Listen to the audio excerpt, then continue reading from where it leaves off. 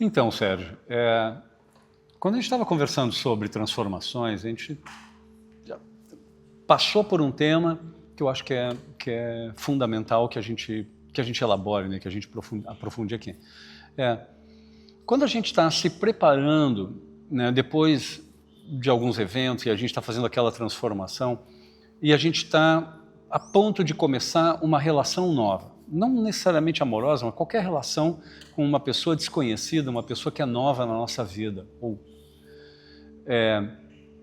E a gente fica com aquele medo da dor, né? Eu fico com aquele medo de me machucar de novo. Eu não sei se vou, não sei se eu me mostro inteiro. Então esses começos sempre trazem um certo medo. E eu quero me concentrar nesse medo da dor. Por quê? Há um tempo atrás eu ouvi essa frase: a dor é inevitável. E realmente a dor é inevitável. Já viu alguma criança crescer sem machucar o joelho, o cotovelo, sem ficar doente um dia?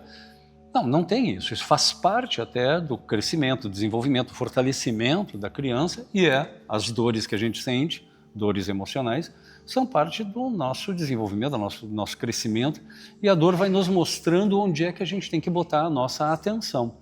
Isso exige paciência, exige, né, um olhar carinhoso, né, um olhar atento nosso com a gente mesmo, e muitas vezes um olhar atento a outra pessoa. Mas tem essa coisa de superar a memória da dor, porque quando a gente ainda está reativo à memória da dor, a gente está impedindo que a gente se abra de uma maneira mais efetiva, de uma maneira mais abrangente, de uma maneira mais acolhedora para a próxima relação. Como é que tu vê isso, desse momento de entender que a dor pode acontecer, a dor do passado não é a mesma que pode... Como é que tu vê isso? Isso é muito importante, né? Por exemplo, a dor é inevitável, o sofrimento é facultativo, né? É opcional. É opcional. O sofrimento, a gente pode não sofrer, mas pode sentir dor. E às vezes, segundo alguns poetas, o amor rima com dor também, né? Sim. Não sempre, mas... Sim. Rima com calor, mas rima com dor também. Eu acho que a dor é uma ferramenta, um instrumento, um veículo assim, muito interessante, muito, muito potente para chacoalhar com a gente. Imagina se nós fôssemos anestesiados. Todo dia a gente tomasse uma anestesia e não sentisse absolutamente nada. A gente não ia sentir a dor, mas provavelmente não ia sentir prazer também, né? Porque às vezes até o próprio ato sexual, muitas vezes ele traz dor física também, né? Dependendo do... né? Mas eu acho que isso tem um processo de alquimização. Você imagina como se a gente pudesse pegar a dor assim e submeter ao fogo alquímico da consciência. Você imagina a consciência como um fogo alquímico, você pega a tua dor e ela é transformada. E muitas vezes, é interessante isso, muitas vezes ela é transformada 15%, né? 25%. Né? Não é assim, transformei a dor, agora eu estou... Não. Eu dizer, olha, eu estou bem melhor agora. Eu estou bem melhor agora, mas eu acho que eu continuo carregando algo que com as relações, não só relações afetivas, mas relações com o mundo, com a vida, essa dor vai sendo submetida à consciência, que é como se fosse esse fogo alquímico. Pode ser por aí, talvez? Eu acho que sim. Eu acho que tu colocaste o ponto da alquimia, que eu acho que é maravilhoso que a gente toque nesse ponto, porque às vezes a gente fantasia um pouco sobre isso da alquimia, parece que aquele processo... cinematográfico, e aparece um mago, né? E as coisas são, talvez nas emoções, as coisas aconteçam assim, dessa forma um pouco grandiosa. Mas na vida, essas transformações, essas alquimizações, elas começam com aceitar que a dor é parte. Ok, aceito, tem dor. Essa dor, às vezes, é uma coisa trivial, é tipo assim, ele disse que não gosta, ou não gostou do meu cabelo, ou... né, um pouco superficial demais. Ou disse que não vinha hoje, no sábado me ver. Exato, eu estava esperando que ele lembrasse que hoje é aquele dia especial, ou que ela prometeu tal coisa. Então, essas pequenas dores, elas mostram o alcance do nosso controle, o alcance do ego. E, essa dor está te mostrando que, cara, você está um pouco infantilizado. Melhor é isso, né? Aprende a lidar com essas circunstâncias de uma maneira criativa. Eu acho que a alquimia tem muito disso, é onde a gente vê a dor, a gente não sobrevaloriza a dor, mas a gente usa essa dor para nos dar a energia necessária, o impulso necessário a fazer algumas alterações na maneira como a gente está lidando com o mundo e com a vida. Eu acho que, da mesma forma que a gente vai fortalecendo o corpo, como a criança, né, com exercícios físicos, com a escola, com a dificuldade da escola, com ir mal num exame ou se machucar num jogo de futebol, acho que a mesma coisa acontece. Não é porque a gente se machucou num jogo de futebol que a gente vai agora entrar no próximo jogo de futebol de uma maneira super temerosa. E a mesma coisa serve para as relações. A gente aceita as relações com aquilo que ela tem. E eu acho que tu colocaste esse ponto fundamental de que se a gente se anestesiasse, a gente deixaria de viver.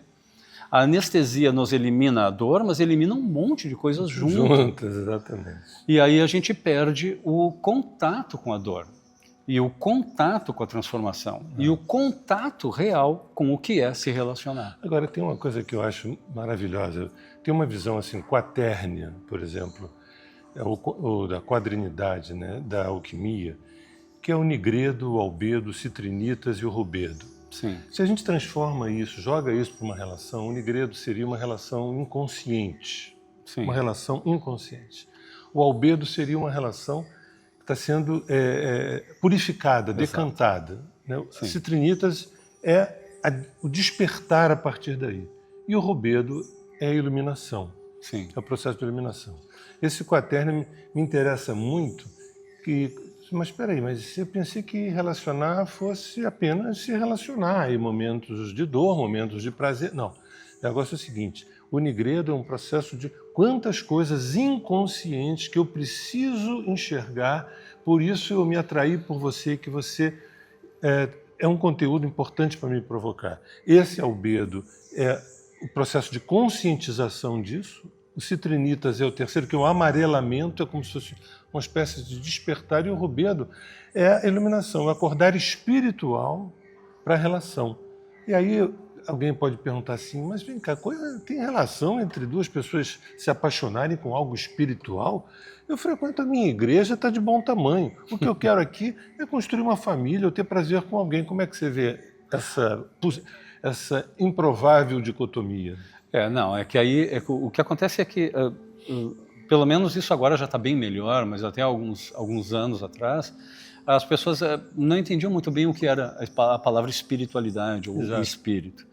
Então, a espiritualidade, eu costumo dizer que é o ponto de vista do espírito, é quando a gente tem aquele deslocamento, onde a gente tem um olhar que de tão abrangente, ele recupera o significado das coisas que estão acontecendo na minha vida, eles me mostram essa trajetória. Então, esse olhar, que seria o olhar para fora do tempo e do espaço, é o olhar espiritual. Daí até não precisa ir na igreja se não quer, se não gosta, não precisa participar de um evento ou de alguma coisa muito religiosa ou mística, mas esse processo de alquímico, ele é um processo de toma de consciência. Então, tu não vai nunca chegar num ponto que a gente poderia dizer, puxa, iluminei essa parte, ou cheguei nesse ponto rubedo da relação, se tu não tiver com uma consciência clara. E a ideia de uma consciência clara é justamente essa luminosidade que vem, né, quando a fricção gera o calor. Processo de decantação, né? Exato. De purificação, de decantação. Exato, porque na purificação tem a caída das formas.